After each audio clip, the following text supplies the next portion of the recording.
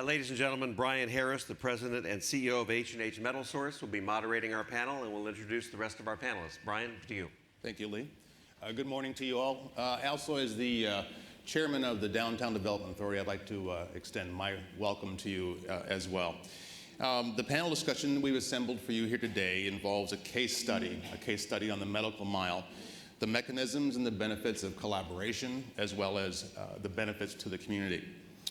The members of today's panel are extremely distinguished. Their bios are provided, I believe, in your programs, and I commend them to your reading. Any one of them individually could speak for hours on their story with regard to the medical mile, but instead, they have graciously agreed to subject themselves to my timekeeping and moderation for this quick discussion, and I emphasize quick. We want to share with you two observations: how collaboration can actually evolve, and then what it can mean to place, which is really what this is all about, place. By the way, we view place not only as the immediate neighborhoods and the urban core, but really the bedrooms and the broader region. So, two rounds of questioning. The first will be on collaboration, and the second will be on place. I'm obliged to set up a little bit of the background, however, so indulge me for just about 2 minutes when I give you some facts about the medical mile. And I'm going to read them so that I'm ensured to be accurate. The medical mile is a public-private community collaborative. It combines tertiary and quaternary clinical care with Big Ten medical education and classic world-class clinical research. Normally, such environments are only found in large academic centers. Instead, through the medical mile, Grand Rapids took the economic development vision of business leaders and the joint work of large integrated health systems, plus competing educational centers, and the private independent research to create a collaboration that is in total stronger than had been contained in one single entity. The result is tangible benefits that not only each medical mile resident receives, but also the healthcare, education, and the broader communities. Some statistics here. There are 2 million square feet of world-class facilities here on the mile, at a total cost investment of about $1 billion, actually a little bit more than $1 billion. Now, that's in a community whose central business district, mind you, is only 6 million square feet and worth approximately $500 million. Now, that's sans the municipal facilities themselves. It's pretty significant. Clinical services are provided at a level of sophistication only seen in larger communities. We've got renowned heart, lung, and bone marrow transplantation available here to a community of about 200,000, and that's on a scale to be adequate to serve almost 1.5 million to 2 million folks. It both keeps families and employees in the local community, and it creates a destination healthcare, and we'll focus on that a little bit later. There is cultural change here, resulting from a knowledge cluster of scientists and clinicians from several dozen different countries practicing here. We host global medical meetings. In fact, the herpes group was here this summer, and the reproduction group was going to be here next summer, so draw your own conclusions. Thank you, Steve. Here, innovation thrives at the core of drug development and medical device production through cooperation between engineers, educators, and clinicians. Only a couple more. There is employment for countless graduates of both MSU, Grand Valley, and other schools, folks in biochemistry and lab techs who, this is important, who once had to leave Grand Rapids to find work can now call Grand Rapids home. That's very important as far as talent retention. And the last thing is that it's estimated that some 35,000 people traffic this hill at any one time, so it's a big center. There's a lot more to talk about, but let's turn our attention then to the panel. To my left here, the first question will go to Birgit Close, who is the President and CEO of The Right Place. And now, Birgit, you're in the economic development business, but you would, of course, know that Grand Rapids is blessed with a great deal of philanthropic activity. Was the mile solely an effort of the heart? Well, first of all, good morning, everybody, and welcome to Grand Rapids and what I call Medical Square Mile, because there is also an institution to the south of here now called Mercy Health that is part of this. But let me be clear, Medical Mile as a moniker came much later. It wasn't really an intentional development. We were fortunate enough in 1996 to receive a phone call from a gentleman by the name of Dave Van Andel in my office, who gave me the heads up that his family would endow a privately funded world-class research institute right across the street. My immediate, as an economic developer who had been working in this community at that time for about 8 years, was the jump in my head: what does that mean to diversify our economy? I had a call from Mayor Logie then, who called me about 10 minutes after David's call and said, what does this really mean? And it immediately, what came to mind is, what will that mean to Butterworth Hospital at that time across the street? What will it mean to education? And most importantly, what will it mean to what I call spin-offs? And the mayor was, spin-offs? What are spin-offs? Well, spin-offs comes out of medical, of research. And we have never had an opportunity to do medical and world-class research.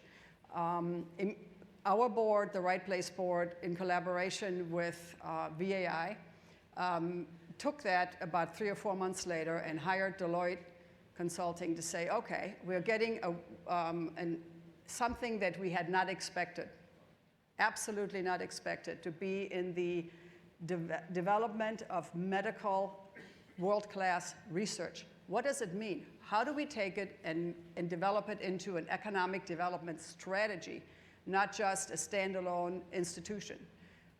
The cons were way longer than the pros, if David recalls. It was, you should be doing this at the University of Michigan campus. You should not be doing this in this location. You don't have venture capital. You don't have incubators. You don't have. And we're like, so we don't have, so we create. And so the job of our organization became really, how do we create an economic development strategy around an incredible gift?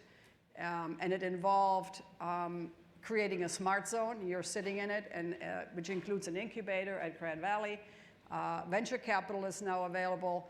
We're marketing this medical square mile as a destination, not only for health, but for researchers.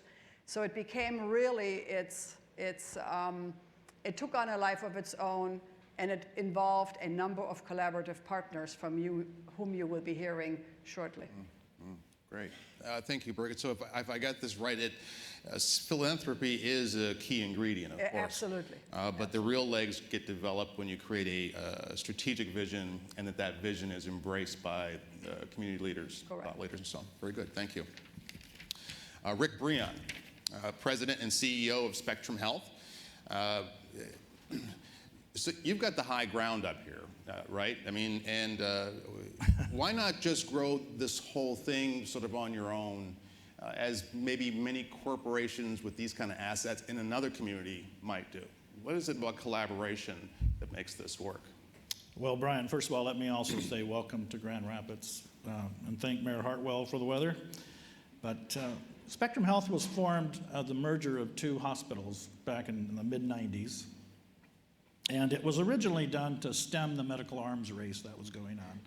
It was really economically based. It was, if we can pull these 2 organizations together, we could maybe reduce duplication, we could reduce the kind of things that we have. Well, since then, it really has morphed quite a bit more from an economic perspective to a strategic imperative. It really became part of the strategy of the community, and it's become much more than just the sum of the parts. Now, as you well know, there are hospitals across the country merged together in just about every city. Sometimes those work and sometimes they don't. And a lot of it has to do with why you're doing it. Economics can certainly be one of the reasons. But it really is more about what's the larger vision. What are you trying to capture here? And I think what this community did back in the late 90s and really all through the early 2000s is that look at a bigger vision. We're really looking at something bigger than just one institution. So to answer your question, Brian, I think the collaboration that exists between medical education, research, clinical care really makes the medical mile something that's attractive.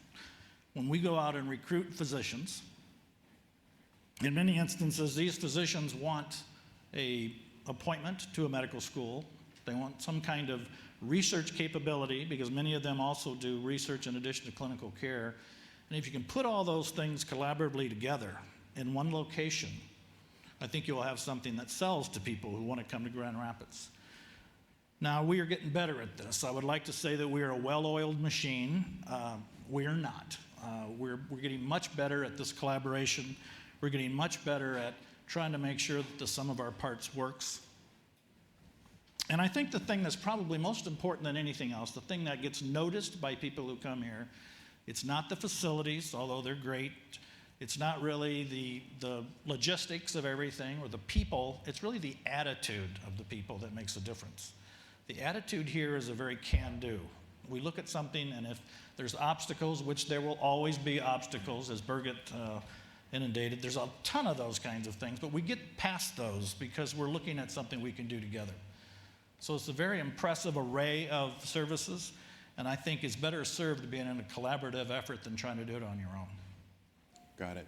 That makes a lot of sense. And so there's a bit of sausage making that goes on behind the scenes. So we're not trying to present perfection in the art of collaboration. It can be a messy process, but there seems to be a determination, a commitment to make it happen. There is a tremendous amount of optimism here, so whatever the issue is, I think people try to correct and try to solve the issue. And we know starting tomorrow, we're going to have our hands full with lots of issues out there with health reform, but we're not afraid of it. I think this is a very can-do kind of attitude here.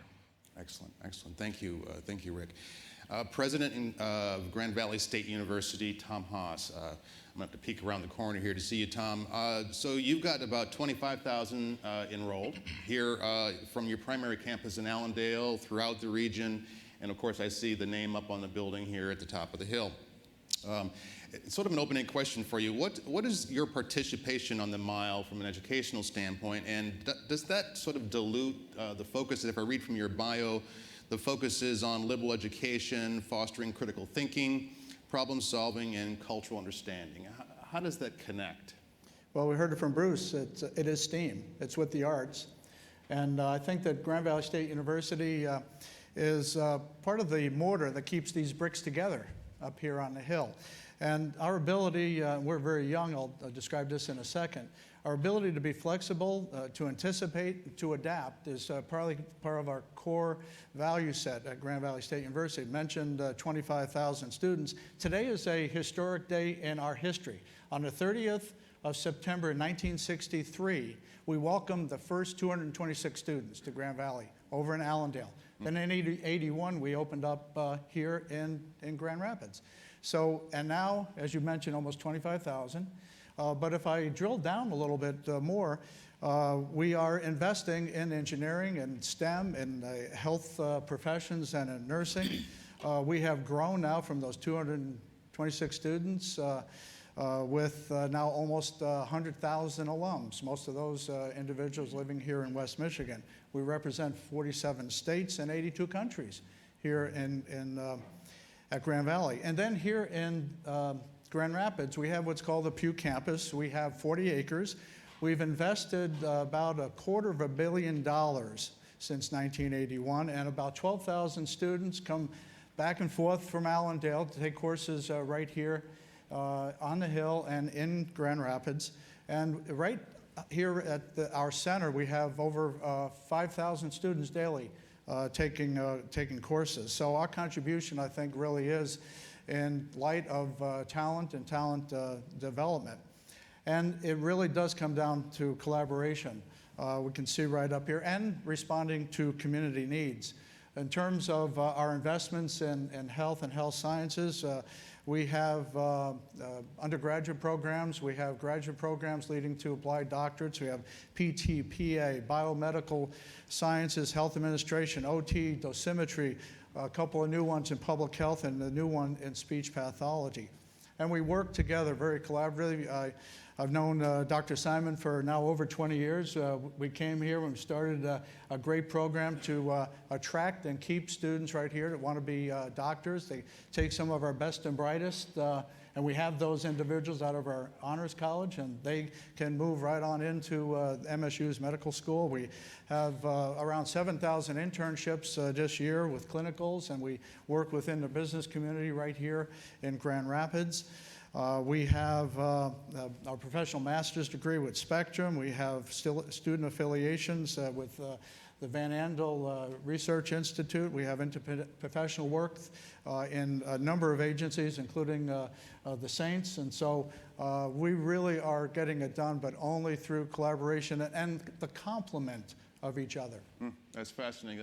I mean, the list was a little bit dizzying of all the things that you're doing in terms of enriching your curriculum and the variety there. I love the brick and mortar metaphor, the idea that there's not just opportunities explored by the big pieces, by example, at Spectrum, but also the opportunities that lay between them and creating that energy. That's Absolutely. It's all about networking again, and we have the great bricks, great mortar, and at the end of the day, what happens inside those, as we've been sharing, really is critical. great. I love the continuity of the story.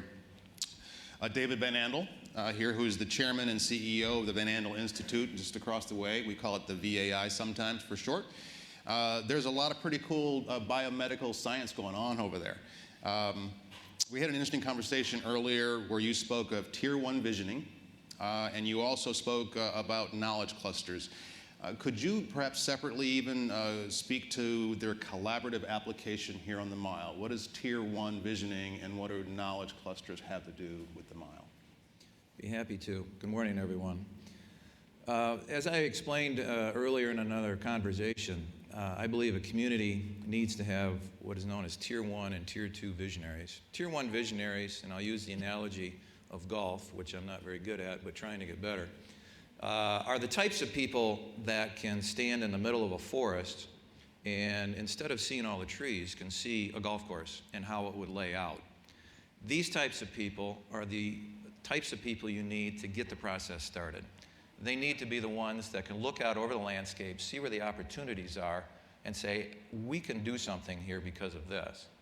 Tier 2 visionaries, then, are the ones that can take that decision and add to it. And you'll see this all throughout Grand Rapids, where an initial decision was made by a Tier 1 visionary, and there were a lot of follow-on decisions that occurred as a result of that. None of that, however, is going to change unless in our new economy that we're creating, we create what I call knowledge clusters. And the knowledge clusters, I think, are going to be very vital to the long-term longevity of any economy. It's not, as they've said earlier, the buildings. It's not about building brick and mortar. It's about what happens inside those buildings. Attracting the intellectual capital, attracting those types of people that can not only think out of the box, but have the gifts to do so, and then giving them the environment from which to be able to play. It's very important also that a community decide where it wants to apply in that base. Knowledge clusters are the beginning of the process, and you're not going to be able to do everything. So you have to decide, where do we want to participate? In this case, we chose life sciences. But life sciences begins a process that over time adds to it all sorts of things. The immediacy is what you see sitting on the stage today. There's collaborations that occur between the hospitals, between the universities, between the research institute. But then what happens in the next stage is even more critically important, which is the spin-offs that occur. A discovery is made. You begin to develop a device, a drug, something else that goes along with that. The long-term economic promise that comes with that is being able to place those spin-offs within the community and create an entire new industry. But it all begins right here in filling these buildings with the smart people that can make that happen. And it all starts, in this case, by collaborating with all of our partners. Yeah, you can try to do it all on your own. There are some that have tried to do that, the Mayo model or something like that. But it's very difficult, and it's a very long runway to get to go. But if you do it with collaboration, you can do it much quicker, you can do it much more economically, and you can do it, I think, much more effectively, because you can be good at what you do, and your partners can be good at what they do. Very interesting. So I first think of the movie, what is it, if you build it, they will come kind of thing. I mean, that's the promise. But I think the real key point here, maybe you didn't say it aloud, but the risk is great here on being the visionary and trying to follow through, because the promise is even greater. Is that correct? The risk is always great. Out of the 10 great ideas, you're lucky if you have one that works. Out of the 100 discoveries, you're lucky if you have a few of those that make it to the end. The risk is always great, and it's the visionaries that have the ability to not only see the opportunity, but also to be able to mitigate that risk to a degree. You never eliminate it, but you can mitigate it. And if you can find the way to do that most effectively, you got a greater chance for success. Great. Good message. Thank you, David. Luana Simon, the president of the Michigan State University. Thank you for hosting us today. Really appreciate it. This is a great space and a great place. It looks much greater after Steelcase and the team in Grand Rapids put it all together, I'll tell you that. Excellent. Well, our thanks to Steelcase indeed. MSU is, their home is in our capital city, Lansing. I know you're going to correct me on this, but why build a medical school here in Grand Rapids? Well, we were already here. Okay. Interestingly, we're a community-based medical school. We have two medical schools, the College of Human Medicine, the College of Osteopathic Medicine. Consistent with the land grant tradition, the idea was that we would start students in East Lansing and then they would spread out across the state in order to enhance the quality of care and medical education across the state.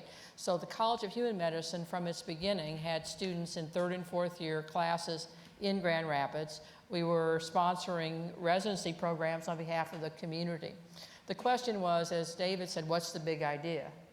And the big idea was to plant the medical school in a very different way here, expand the number of students participating in medical education. So at any given time, we have 800 medical students in the College of Human Medicine, and 400 of them are here, and 400 are spread out all over the state in a community-based model, classic land grant approach.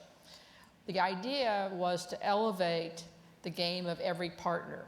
And I use elevate because each of us wanted something different, big ideas, big aspirations. So the real power of this collaboration is the way in which each of us have elevated the other in very interesting ways. We've been able to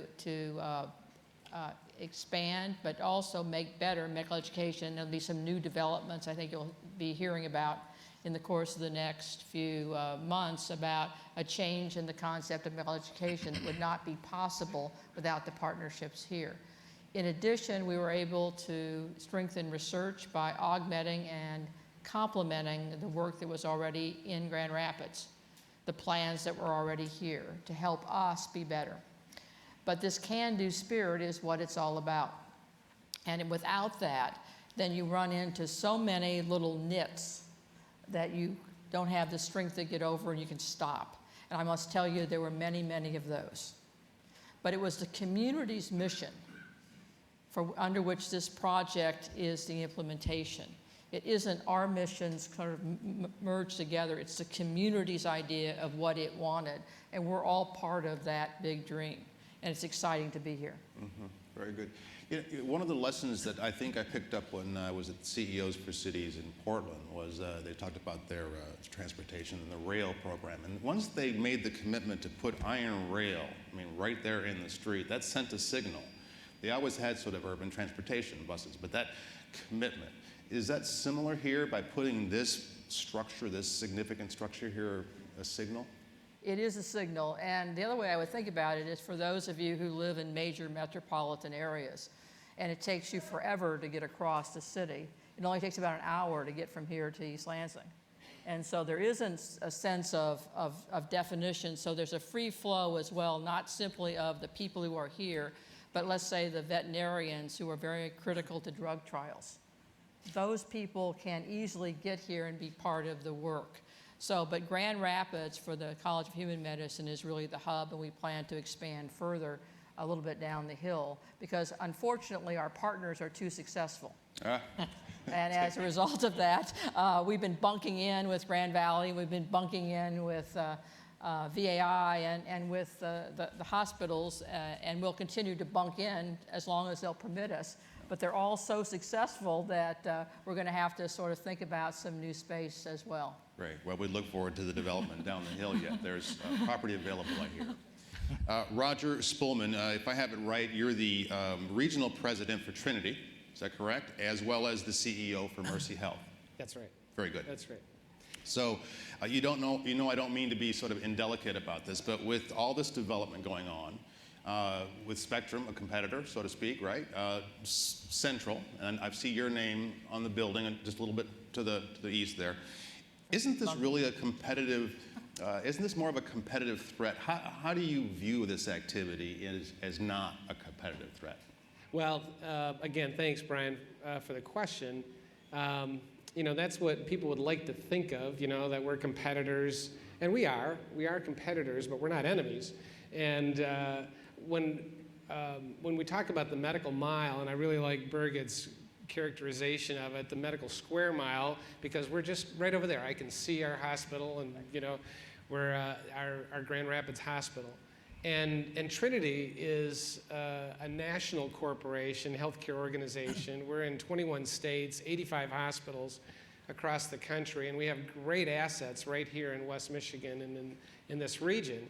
And when this opportunity for the medical school to move to Grand Rapids came about, and even before that with VAI, David, those two projects were so fundamental to the success of what we're talking about today. And I would venture to say that they could not have been successful at all without extraordinary collaboration that took place between everyone here and a lot of other people. And there are other medical organizations, Metro and Mary Free Bed, and there are just ripples all across this community that have contributed to the great success. And so when the decision was made to at least consider moving the medical school here, Steve Heacock, who worked for David at the time, he facilitated a discussion. And there was a choice to be made among the stakeholders. The stakeholders could have said, no, I'm going to compete, or I'm going to duplicate, or I'm going to do that myself. And the decision, after a year of discussion among those stakeholders, was no. In the best interest of this community is if we collaborate to make this happen. And you might be surprised to know that Rick and I meet regularly to talk about what can we do that's not competitive that can benefit this community. And I enjoy those times. It's really, we have great resources to be able to apply to this community and make the community better. And that's exactly what happened in moving the medical school to this area. It's given great opportunity for all of our medical staff to have appointments with the medical schools.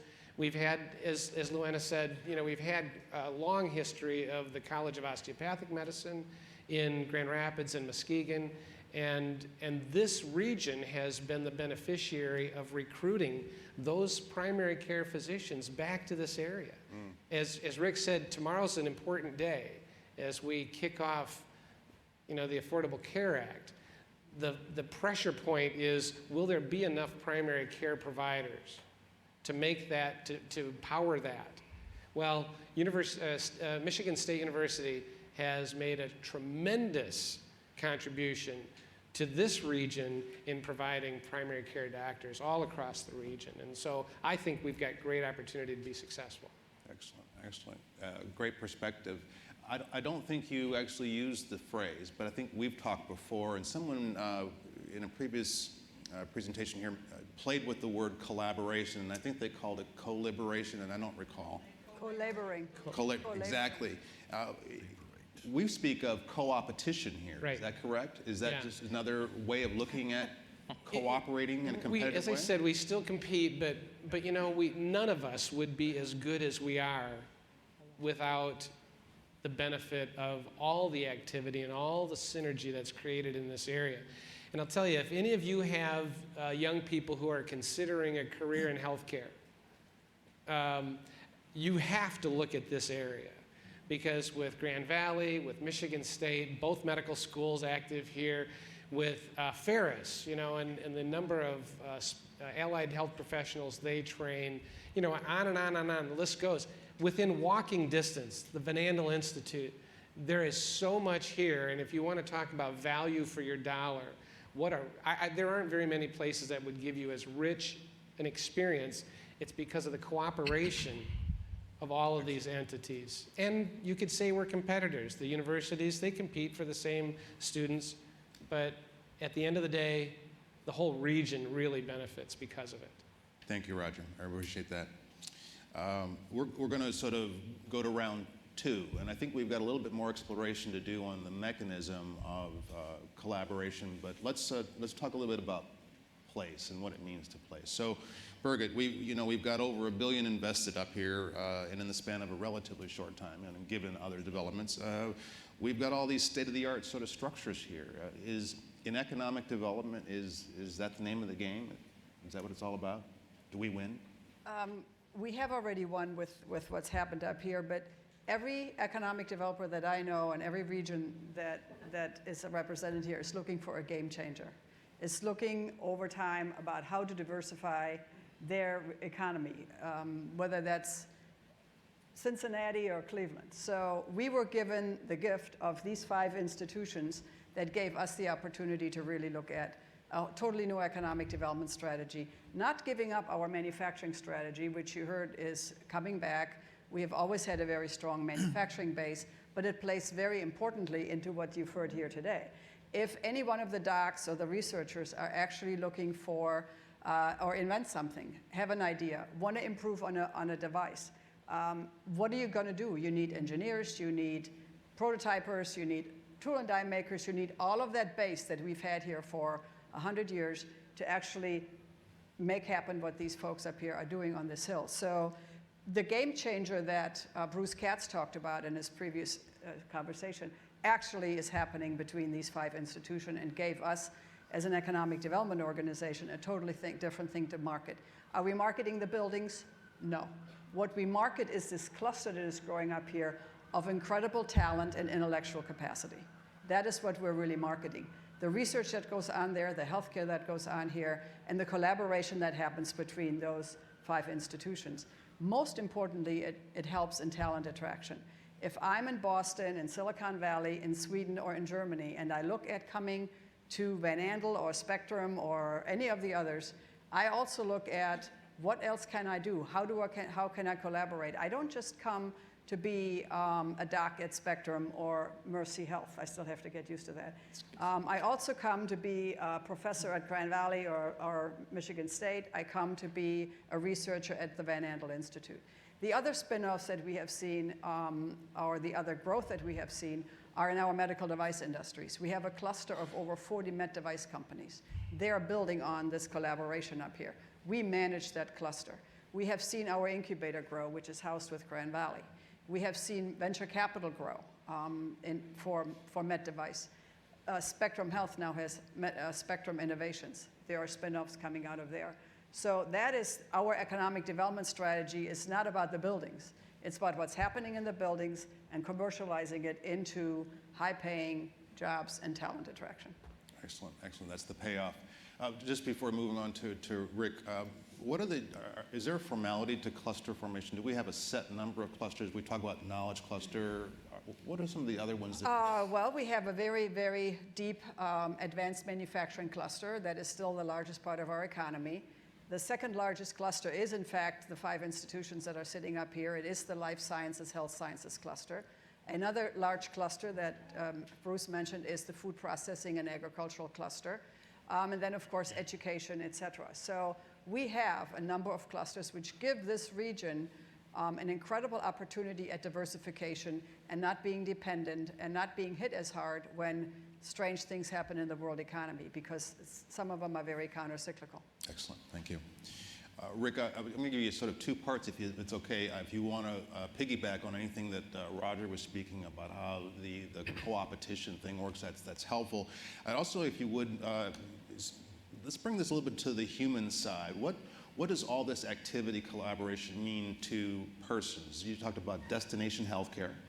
I assume destination healthcare means people come here to receive medical help. But what else does it bring? Who else comes here, and what does that do for our community? Let me just add to the comment that Roger made. I think what you're going to see going forward, we've had a lot of good interaction. I think you're going to see going forward a lot more interaction between various healthcare players. I think you're going to have to do that. And so just exactly how they'll all align. One of the reasons I think it works in this area is because we get along well. We like each other, and so we don't have that yes, we do compete, but it isn't, I can't be in the same room with him kind of thing. So, but I do think that that's going to be more evident going forward, even more so than we've ever had in the past. So that's one issue. I think on destination health, I might just mention, Brian, that's a term coined a few years ago, and it really has to really means, will people come to Grand Rapids? Will people come here to get their care? And why would they do that versus go somewhere else? There's a lot of communities that have very nice facilities, a lot of communities that have good physicians, good people. And so we really looked at what do we need to add here to get people to look at us seriously, and it really starts with the clinicians. You have to have the kinds of physicians that draw people here. And so Birgit and I have spent a great deal of time talking about how do we get people here and how do you recruit the entire family and all those kind of things. And we've been very successful bringing people not only from across the United States, but really across Europe. And we just brought in a physician from India. And these are not just physicians. These are people who have international renowned, in many cases, research capabilities. And in most cases, they're researchers and clinicians. And so you meld those things together, you make it attractive to come here. And again, I go back to one of my previous statements, Brian. It's really not about just the cluster of things we have on the medical mile. It's really about the attitude of the people. That's what strikes these physicians when they get here. So when you can recruit those, just remember that talent begets talent. So once you have recruited one entourage, it's never an individual, it's always an entourage, it then makes it attractive for the next entourage to come, and then the next one comes. And really, in many instances, it's not the ability to be able to absorb all those that's the problem. It's how many can you afford to do, and how can you onboard those people in a reasonable time frame. And that's part of the issue that you have. But nevertheless, it certainly is something that's very apparent, and we've been very successful at it. Great. Talent begets talent. That's Absolutely. You bet. that's dynamic. Mr. Haas, so place, talent begetting talent. What does place, what does collaboration mean to place as far as your institution trying to even attract students? Is that helpful? It's absolutely critical. Our main campus, of course, is, as mentioned before, in Allendale, which is about 12 miles from here. If you go up on our new library, you can see into Grand Rapids now. 50 years ago, you wouldn't have even imagined that as well. But yes, it is about place. In fact, when I think about place, I think about the 3.3 million riders each year going back and forth those 12 miles. Every 6 minutes there's a bus going back and forth between place. We recruit, right now, 40% of our students coming from Southeast Michigan, coming over here. I mentioned the other states that are coming here and other countries as well. It's absolutely critical. We have a rural campus, and we're kind of dualistic in mission. We're an urban campus as well. So that connection is critical. And then, of course, it's what else are we doing with our intellectual assets? As Birgit was sharing as well, right up here in the Cook DeVos, we have, for the last 10 years, been an incubator. We have pushed out 9 new companies. We've had $70 million of investment, 34 commercialized products as well. And that's all driven because we are able to keep the talent right here.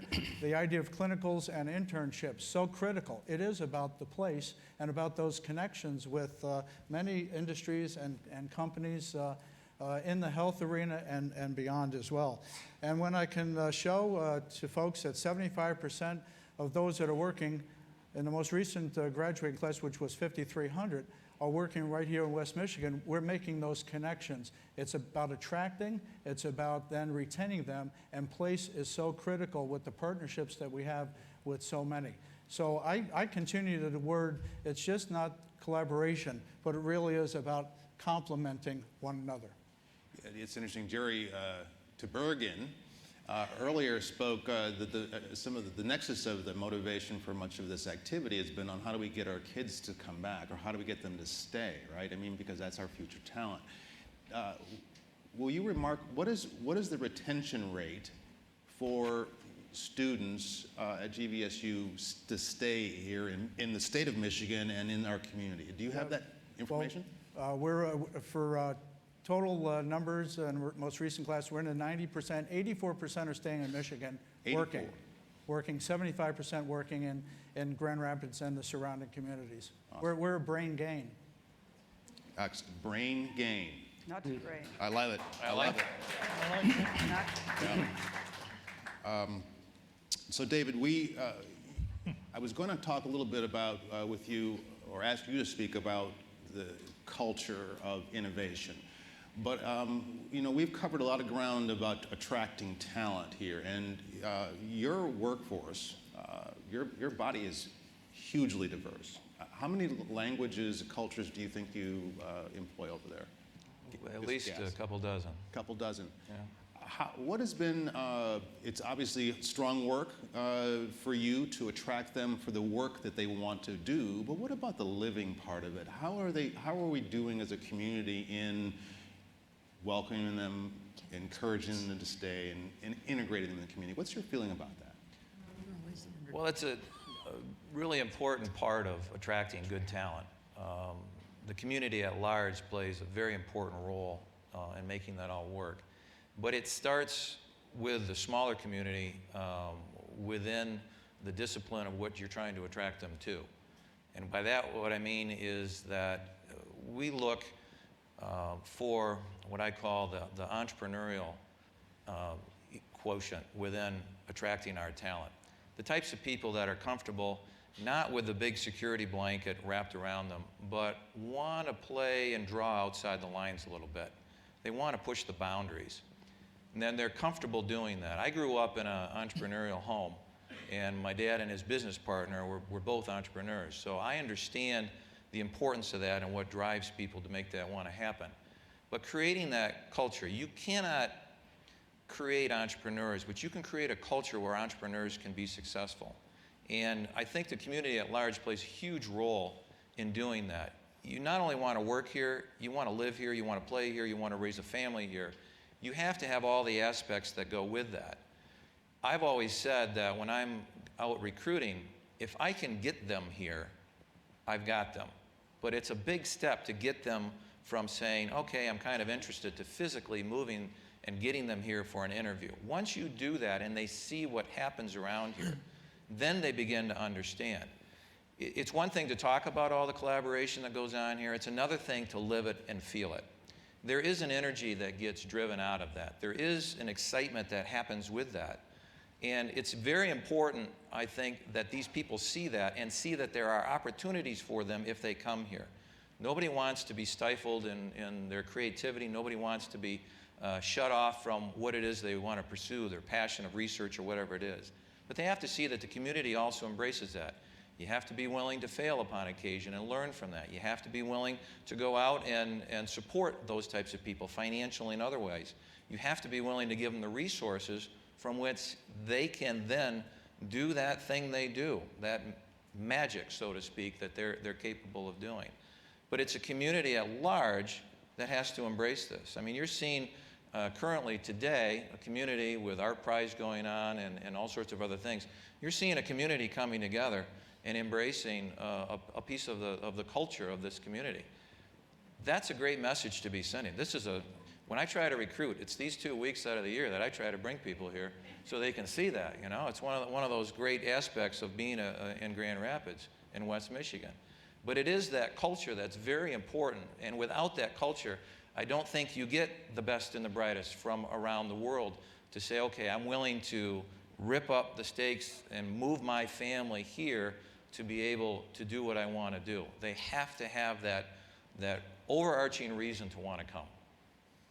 So innovation, not just being tier one visionary and looking at a forest and taking a risk on clearing out a golf course, you've got to create an environment for your entrepreneurs, your innovators to feel like they can aspire, but they can also be safe. Absolutely. The visionary starts the process. And the tier one, of course, sees the golf course. The tier twos come in and say, oh, there's a golf course here. I can build homes here. I can build a restaurant here. I can do all those types of things. But it also is the culture. Do people want to live here? Do people want to play here? Is the culture conducive to the type of work that I want to do? Can I expand and be fulfilled in my vision of what I want to do with my life in this culture? Are you accepting? Are there the cultural activities, such as Art Prize and others, that are entertaining, but do you have the support mechanisms to make sure that those people will also feel welcome?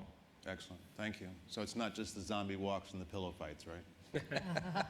I'm going to sort of point quickly to the timekeeper to understand, Ginny Seaforth, if I'm doing well on time, but I also want to get to our last two. Are we doing good? Thank you.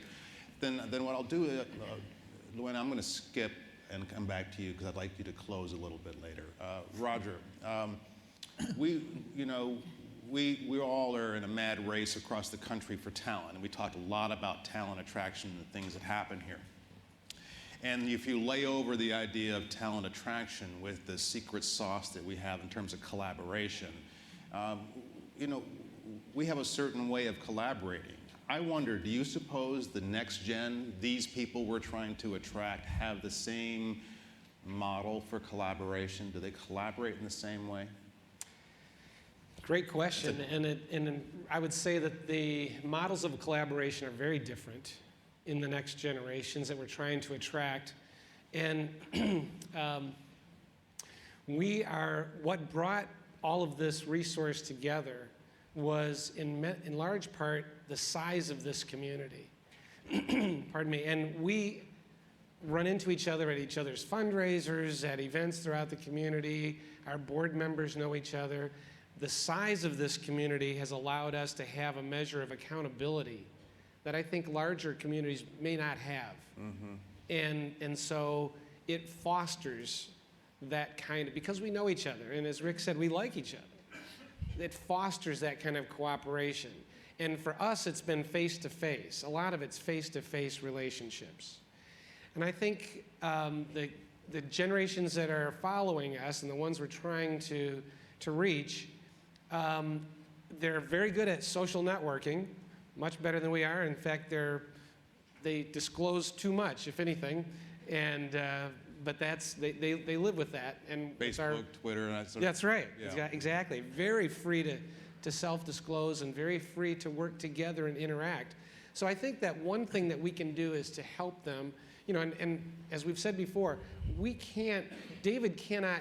His scientists can't do what they need to do without us collaborating, because he has to be, you can't just play with one or the other. It has to be both, because we have the clinical material and the research material, the pathology, all that has to add up together. Right. So neither one of us have it by ourselves. But with the young people coming up, we can help them, because we run into each other at church, at the country club, at social gatherings, at service clubs, etc. I think there's going to be less of that in the future. And so maybe we can help with Grid 70, with coffee shops, with Start Garden, things of that nature, giving this generation some more face time with one another. Great. I'm glad you mentioned those two or three, because I believe some of our guests are going to be invited to tour those things. And that really, I'm not one of the panelists here, but if I look forward to all the things that we've solved, the thing I think we really do have to solve is, how does the next generation really do the same types of collaborative work we do, but differently? Yes, different. Thank you. I believe that we will eventually have some time for some questions from the audience. Luann Simon, so we've talked about sort of the win-win that occurs by being able to both supply talent to the collaboration, the collaborative, but also that it reflects well on MSU and others in being able to attract the student population. If there's more about that you'd like to say, please do, but what do you see as next? What's next? What's the promise yet to be done on this Hill and in our community? Well, I think that if you look at where we are against a pro forma that we all put together 8 years ago, we're exceeding our pro forma to the extent we have more faculty here than we imagined. The student caliber has increased beyond what we would have imagined, and the relationships have gotten stronger than we imagined. And Dean Rapley is very much a part of this community and all of the social and informal interactions that happen to embed a medical school in a community. Yeah. The next step is really to grow in those dimensions. One of the things we do not have is a practice here. It was a conscious decision to put our faculty, our clinician researchers, our translational researchers in partnership with these institutions.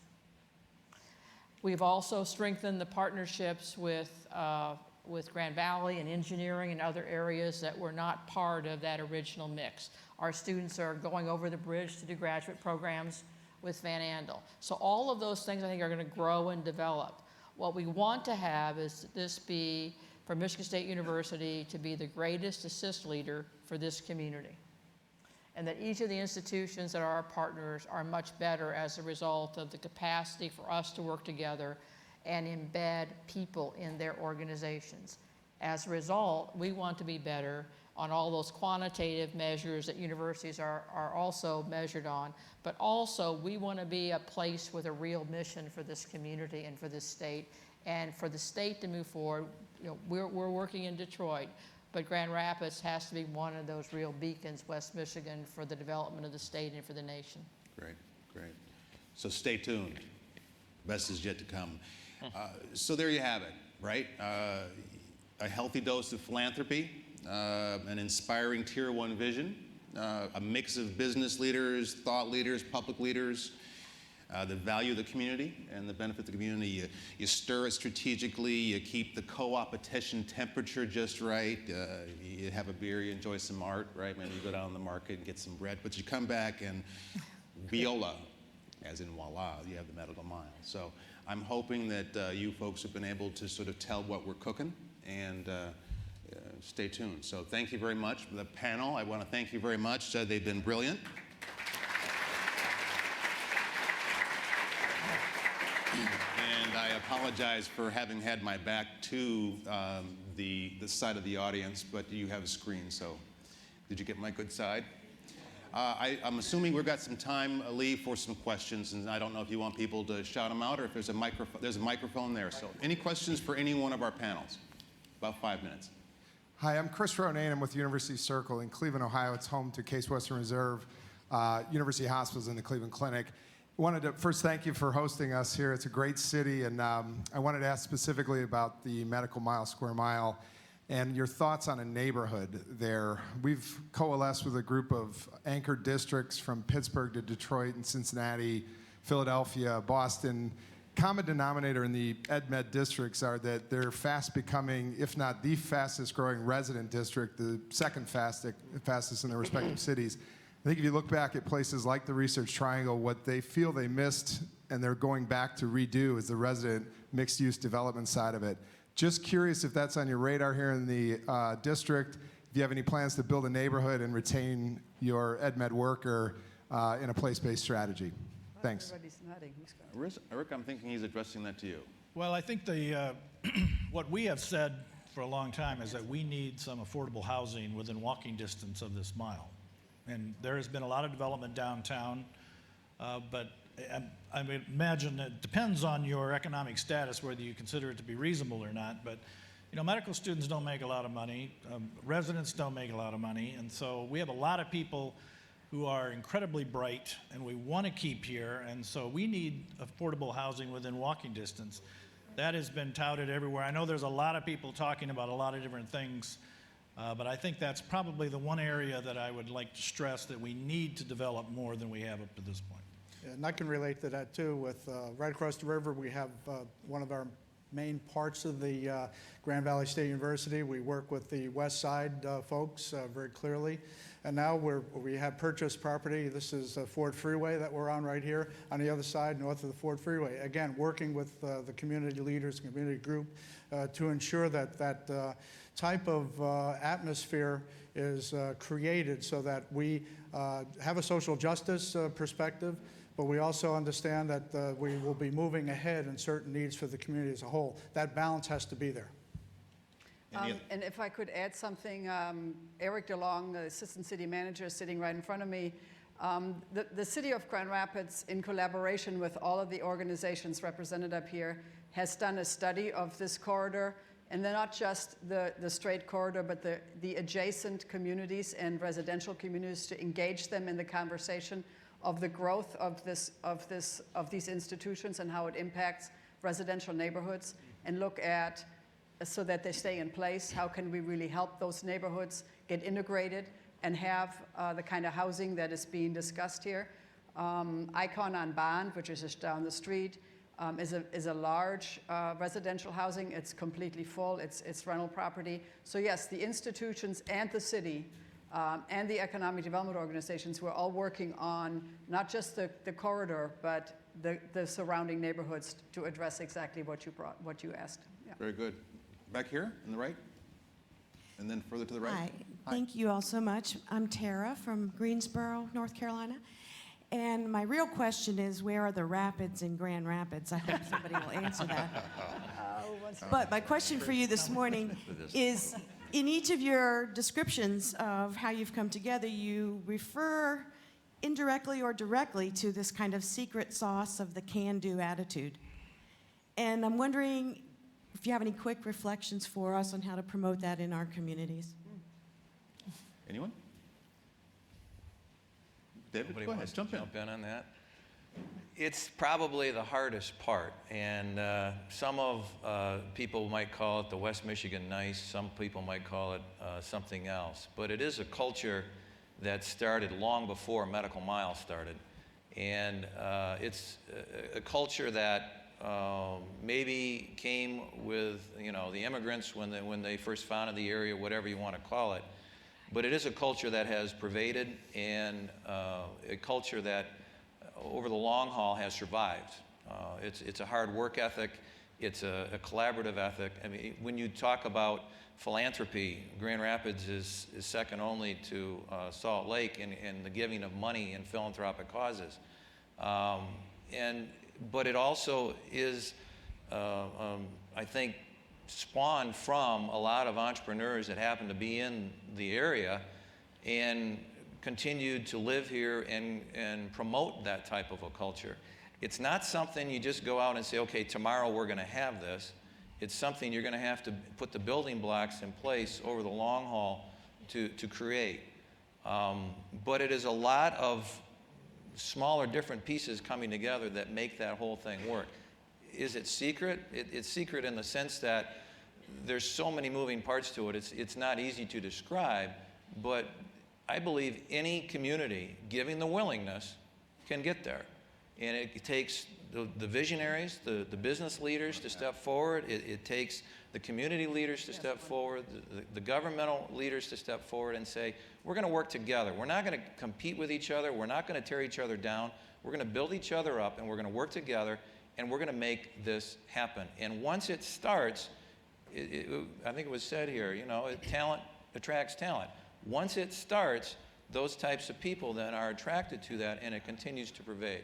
If I could add to that for a second, we just did our branding study with our alumni and our students, and the phrase they use to describe us is hardworking excellence. And part of that is being the capacity to decide that you're going to be among the best in the world, that you're going to work hard to do it, and that working hard to achieve that is a very much a positive instead of a negative. The second piece of that is we as an institution, if you rank us in the top 100 in the world, have kept that sort of land-grant spirit alive. Mm-hmm. It's not necessarily great if you look at all the quantitative metrics, because there's no good measure to be an assist leader. But it is important in trying to put together the kind of partnership collaborations that we've done over a period of time, and not to confuse that working together or a little bit of that being prepared to be the assist leader with not having the passion to be among the world's best. And I think we've been able collectively to achieve that, and I think that Grand Rapids, West Michigan represents that determined passion to be among the world's best, if not the best, at the same time have this enormous caring about people. Public-private partnerships is where it's at, and it's not being complacent at the same time. So we're getting it done. We're getting it done together. I'm getting the high sign here, so I'm apologizing that I won't have a chance for additional questions, and I saw you over here, my apologies. But feel free to contact any one of these panelists. They're available, they're open, their bios are in your programs. We can connect you, and they're very open to sharing and trying to answer the question. By the way, there's no rapids in the rapids because we consume them with this collaborative Kool-Aid making here that we got going on. So again, my many thanks to the panel, and welcome to Grand Rapids.